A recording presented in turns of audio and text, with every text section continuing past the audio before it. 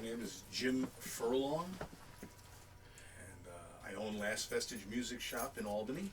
Since 1989, the store has opened up. Prior to that, I was mail order only from 1984. What's your location here?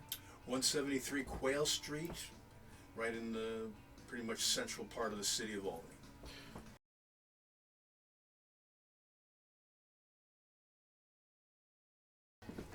I have been a record buyer since I was a little boy and love music.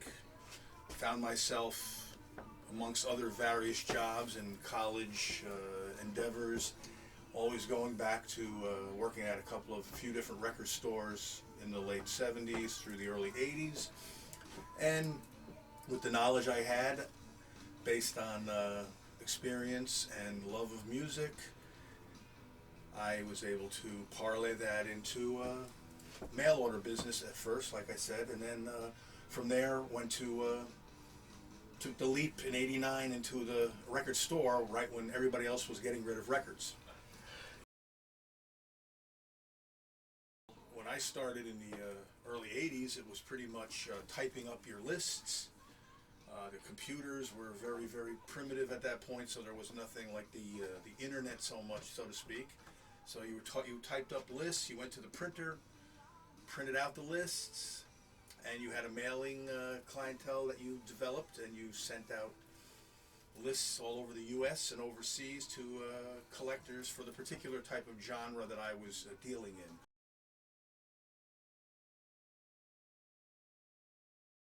Well, the experience of buying in an actual retail space of music, the selection that you can visually look at here, if you're an adventurous person when it comes to music and you don't just immediately walk in and go to the heavy metal section only or the hip hop section only or the classic rock section, and you want to educate yourself, you can wander down into the basement here, go through the vocal albums, soundtracks, spoken word records of various things, historical, comedy records.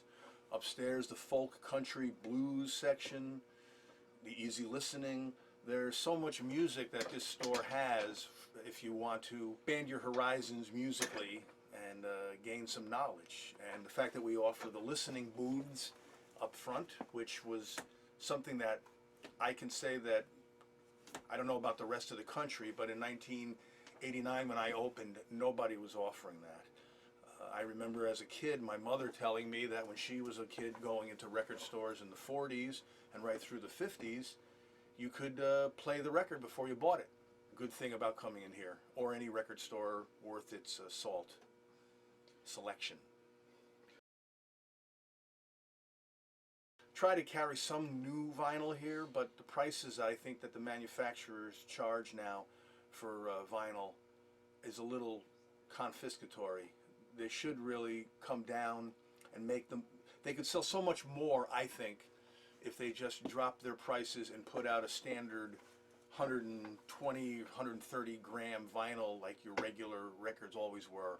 Instead, they're putting out these records on 180 gram special edition, remastered supposedly, or, you know, just give me an album that we can put out in the store for $12 to $15 retail so that everybody can have it and check it out. I think they'd sell even more than the increased vinyl sales that they have going right now.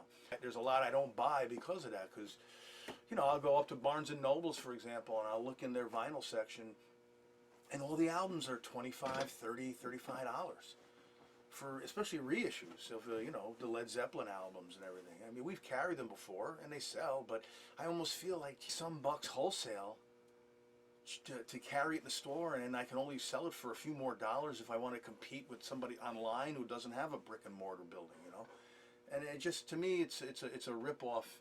In the 90s and early 2000s is a company out of Pennsylvania, the Philly area, called Scorpio Music, and they are still in business. They, when nobody was cared, they were going to all the major labels and getting the rights to all these albums from the 60s and 70s, a lot of obscure Latin records, jazz albums, rock records that were out of print, that some of them you could find used, but a lot of them you couldn't.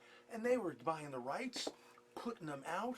You could buy them for $6, $8 wholesale, sell them for $12, $15 in the store, and it was great. But a lot of those records now they've lost the rights to, because it's only so many years, and now somebody else grabs the rights, and they're going to do the 180 gram version and charge 3 times as much wholesale than you could have got it for. I am not of the iTunes. I'm sorry. Do you own an iPod or? No, I do not have any of that. I still enjoy, if I want to hear something. I don't care. In my car, I listen to talk radio or an oldie station sometimes. Something that's playing, again, pop music from the 50s and 60s, as opposed to like classic rock. I've had enough of it. So I enjoy that. And then and at home playing my records at the house. So.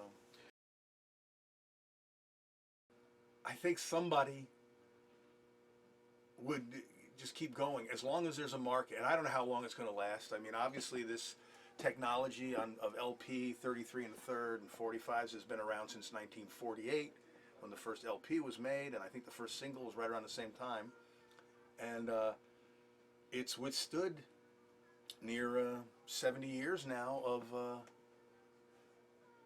people buying them. Even though there was a big push to get rid of the technology in the mid 80s into the early 90s by the U.S. manufacturers, the people who like the sound and like holding something and owning something that is music and the history and the cover, I mean the whole